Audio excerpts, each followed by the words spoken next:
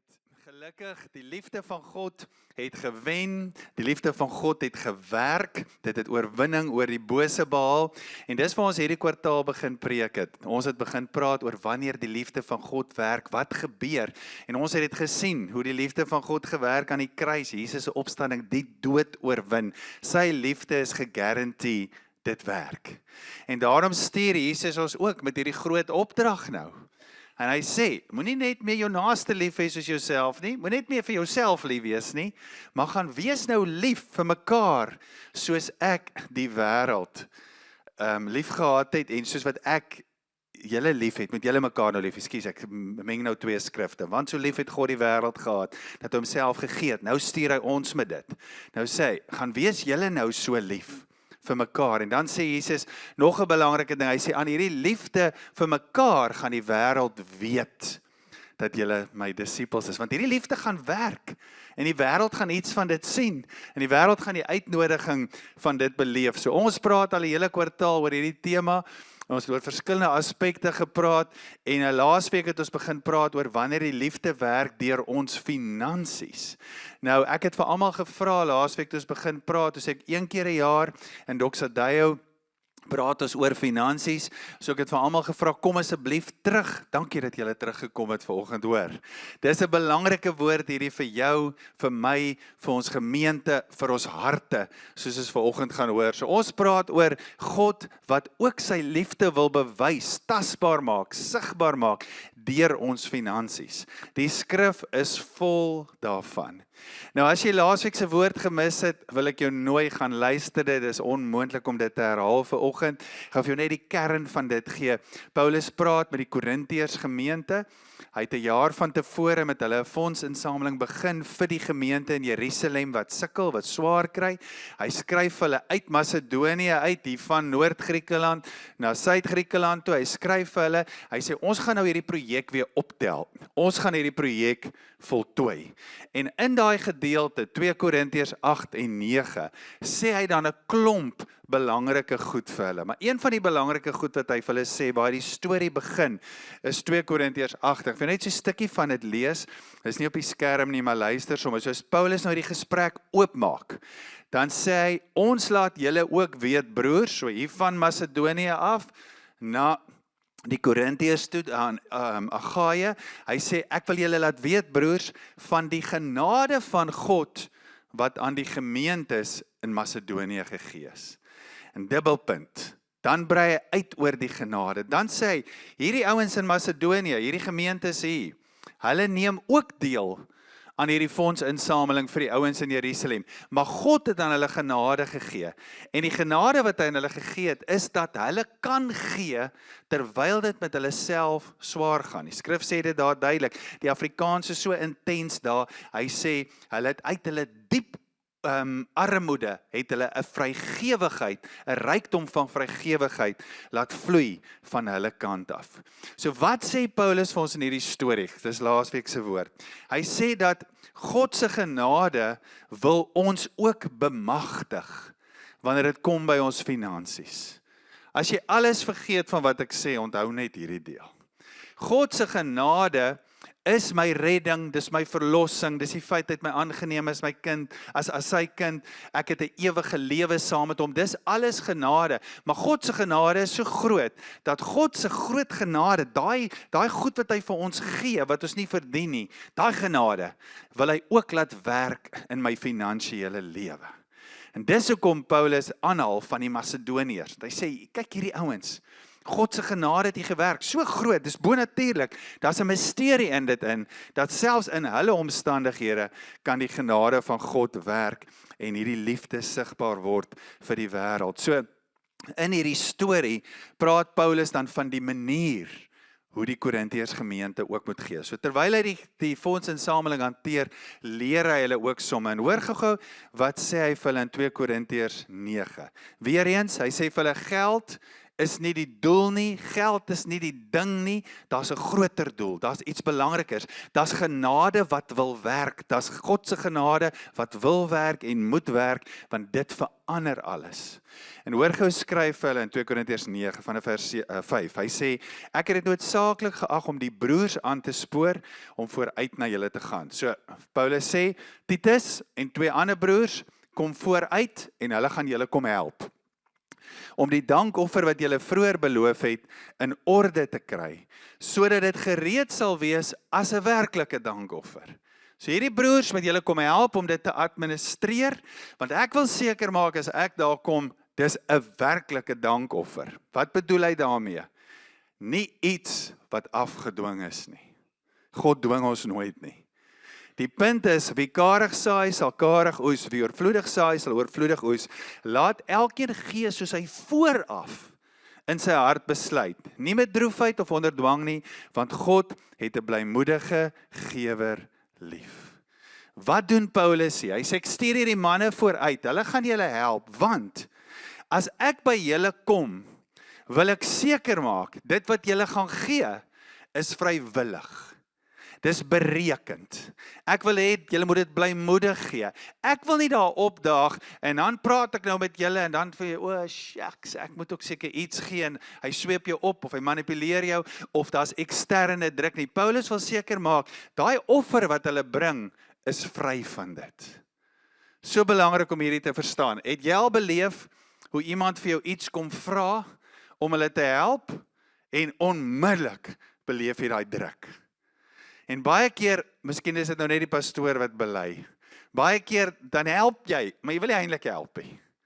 Want jy beleef daai druk. En Paulus sê, dis wat ek wil doen, ek wil nie hê julle moet enige iets van hierdie druk of manipulasie of opsweping of wat ook al beleef nie. Hierdie offer moet vry wees van dit. As die offer nie vrywillig is nie, as dit nie blymoedig is nie, kom dit nie uit die hart uit nie. En hy leer ons hier 'n belangrike ding. Hy sê, wanneer ons gee, vrywillig, blymoedig, dan kom dit uit die hart uit. Hoekom moet dit uit die hart uitkom? Sodat die liefde kan werk. Want dit is die manier hoe God gegee het. Hy het dit geen roof geag om sy hemelse plek te verlaat, die gestalte van 'n diensknegt aan te neem en ons te kom dien nie. Want so lief het God die wêreld gehad, dat hy gegee het. Hy het sy seun gegee.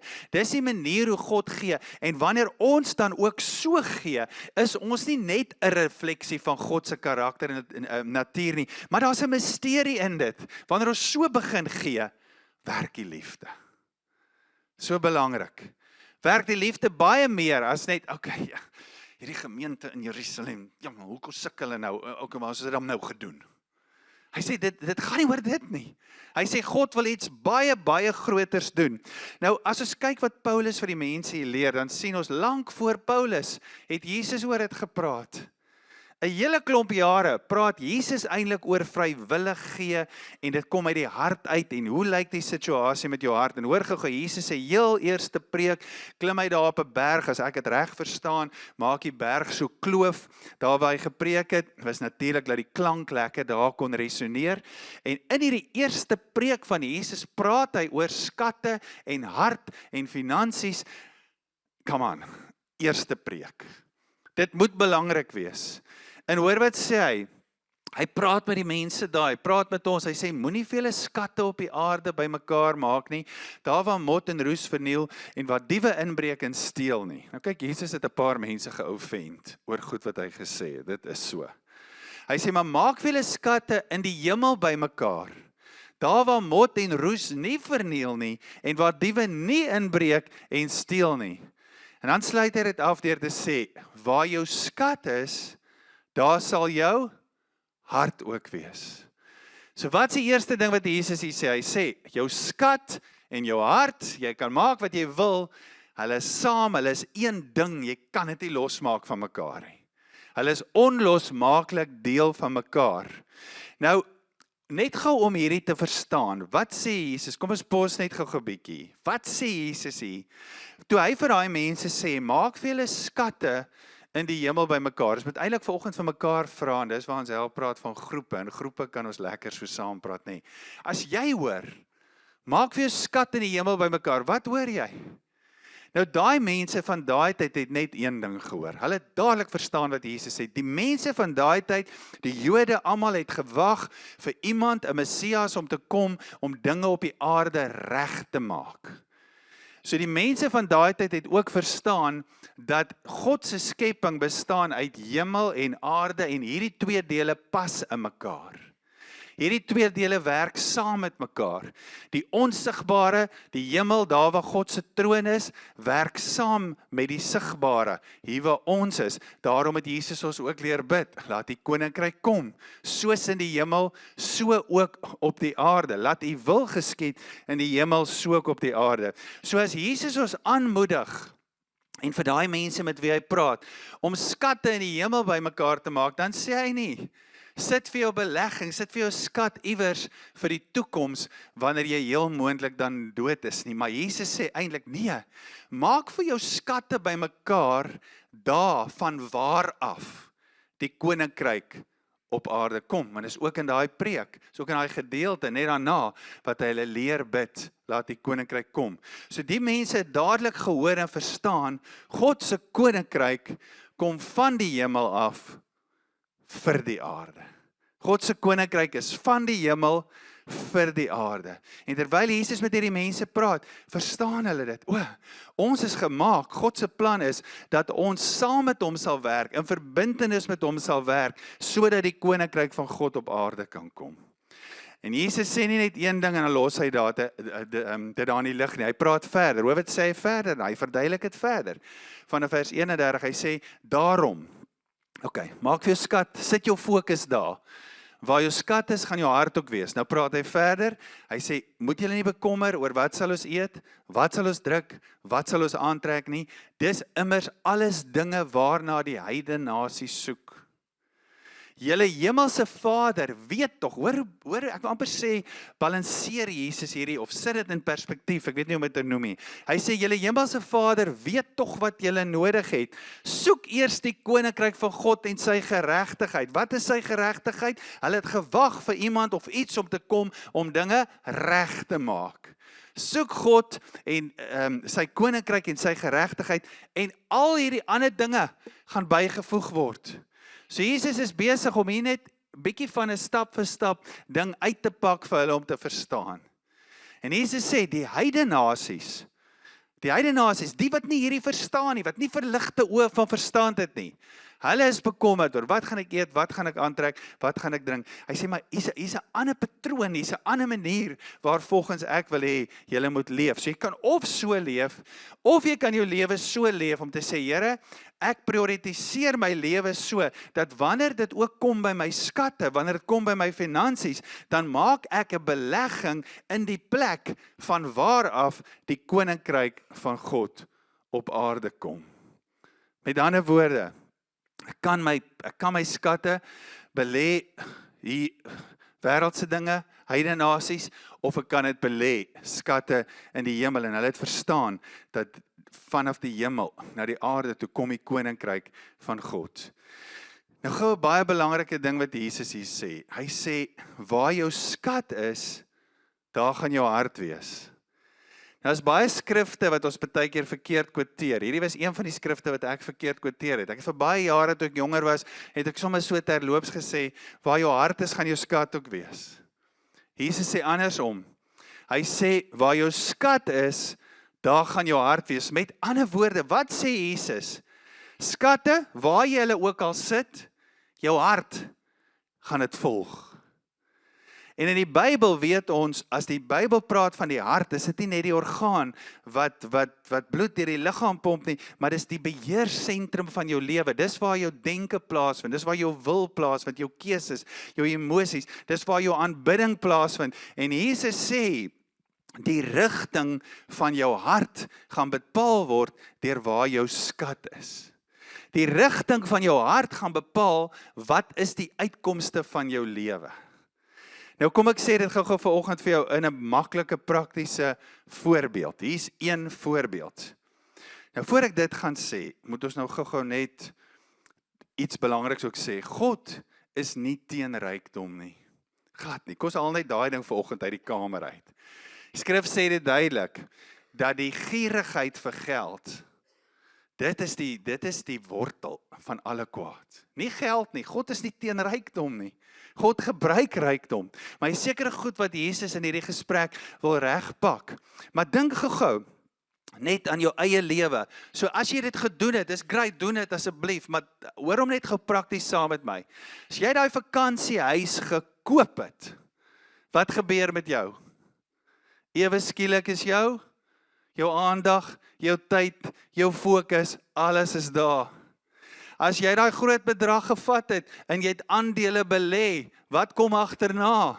Jou aandag, jou fokus, jou tyd, jou energie, jy wil weet wat daar aangaan, en dis goed. Dit is verantwoordelik om dit te doen, maar Jesus probeer iets vir ons sê. Hy sê, maak vir jou ook skatte in die hemel bymekaar, want jou aandag, jou liefde, jou passie, jou hart, alles gaan beweeg na die plek toe waar jy jou skatte belê. Dan gaan hy verder. Dan praat hy nog 'n voorbeeld. Hy sê vers 24, niemand kan twee, dis of Jesus om net so tsk, tsk, tsk. Hy sê nie, wat ek wil hê julle moet gou leer. Hy sê niemand kan twee baase dien nie. Hy sal of die een haat en die ander een lief hê. Of hy sal aan die een lojaal wees en die ander een verag. Julle kan nie God en Mammon dien nie. Ons weet Mammon is die Aramees vir rykdom. Not a problem. Nee, dank die Here vir dit, sodat hy ook ons so seën. Maar hy sê, jy kan nie al twee dien nie. Jy kan nie God en rykdom dien nie. Jy kan nie deur twee base besit word nie. Jy kan nie gelyk op twee plekke werk nie. Dis fisies onmoontlik. So jy kan nie deur albei besit word nie, want jou hart kan net op een plek wees. So wat is die uitnodiging wat Jesus hier gee, as hy dan sê, waar jou skat is jou hart. Hier is die uitnodiging. Hy sê, as rykdom jou basis, as jy in diens staan van rykdom, as rykdom jou eienaar is, gaan rykdom vir jou sê, omdat ek jou baas is, maak ek aanspraak op jou tyd. Ek maak aanspraak op jou energie. Ek maak aanspraak op jou verhoudings. Ek maak aanspraak op wat belangrik is vir jou in jou lewe. Ek maak aanspraak op jou hart. Dis wat Jesus hier sê, as hy die woord heidene nasies ook gebruik, die uitkomste van Mammon as 'n baas en God as 'n baas is twee pole heeltemal verwyderd van mekaar. En hier's die essensie van Jesus se gesprek, die belangrikheid vir die gesprek. Hy probeer vir ons sê, ons lewens is vir iets anders bedoel. Ons lewens is vir iets anders bedoel. Ons lewens is bedoel, Here, laat u koninkryk kom, soos in die hemel, vanaf die hemel, ook hier op die aarde. Ons lewens is vir dit bedoel, ook as dit kom by ons finansies. En dan sê hy, as ons nie ons skatte in die hemelse dinge sit nie, maar in die wêreldse gaan iets gebeur. Jou hart gaan skuif na waar jou skat is. So as dit nie daar sit nie, gaan dit na die wêreldse dinge toe skuif. As ons skatte sit in die hemelse dinge, gaan dit na dit toe skuif, en waar jou hart is, gaan dan bepaal hoe lyk jou hele lewe. Nou ons was nou gewees by Paulus, by Jesus, nou gaan ons sommer terug na Salomo, te hoor wat sê Salomo, Spreuke 4:23, hy sê, bewaak jou hart, meer as enigiets wat bewaar word, want daaruit is die oorsprong van die lewe. So as Jesus sê, waar jou skat is, en Salomo sê, bewaak dit, hoe bewaak ek my hart? As dit kom by hierdie area van my lewe, ek waak oor waaraan ek my hart koppel. Want my hart gaan beweeg na dit toe, waaraan dit gekoppel is. En dit gaan my baas wees. En hier is die essensie van dit, ek en jy kan kies, waar ons skatte plaas. God forceer ons nooit nie, ons kan kies waar ons dit plaas. En daarom het ons so nodig om te groei in hierdie ook. Want God wil nie iets van ons hê nie. Hy wil iets vir ons hê. Hoor gou mooi sluit Paulus af sy laaste skrif. Dan gaan ons gou geleentheid gee vir iets anders. Hy skryf in 2 Korintiërs 9 vers 8 tot 10. Hy sê, God is magtig om alle genade vir julle oorvloedig te laat wees. Alle genade. God se genade wil oorvloedig in ons lewens wees, ook in hierdie area, sodat, hoekom? Sodat julle altyd in elke opsig versorgend kan wees, selfversorgend, oorvloedig kan bydra tot elke goeie werk, soos daar geskryf het, hy het wyd uitgestrooi, aan die armes gegee, sy geregtigheid bly vir ewig, dis die aard van God, die aard van die regverdige, hy wat saad aan die saaier voorsien en ook brood as voedsel, sal aan julle saad verskaf en dit vermeerder, en hy sal die vrug van julle geregtigheid laat toeneem. God sê, hy kan in alle areas van ons lewens sy genade laat groei. Hoe lyk God se genade? God se genade is ver groter as wat ons dink. God se genade wil vir ons brood gee, maar God se genade wil ook vir ons saad gee. Hy sê dit so mooi daar op die einde. Hy sê, hy gaan julle saad aan julle gee, hy gaan dit vermeerder, en wat gaan dan gebeur? Die vrug van julle geregtigheid om dinge reg te maak, gaan vermeerder. Dis hoekom Jesus sê, hierso is die aard van my koninkryk, belê vir julle skatte daar, en as jy dit so doen, gaan jy sien wat God doen. Hy gaan vir jou brood gee, maar hy gaan ook hierdie saad vermeerder, en dit gaan geregtigheid bring, soos wat jy deelneem aan die koninkryk van God. Volgens sy woord, wat sê die Here vir ons? Ek weet, baie keer wanneer dit kom by finansies en ouwe te min, en dis moeilik, en die wêreldekonomie skree, en al daai goed is realiteite, dan is dit so maklik om hierdie area van ons lewens uit te trek uit ons verhouding uit vir God, maar God sê nee, ek nooi julle in die genade van dit in.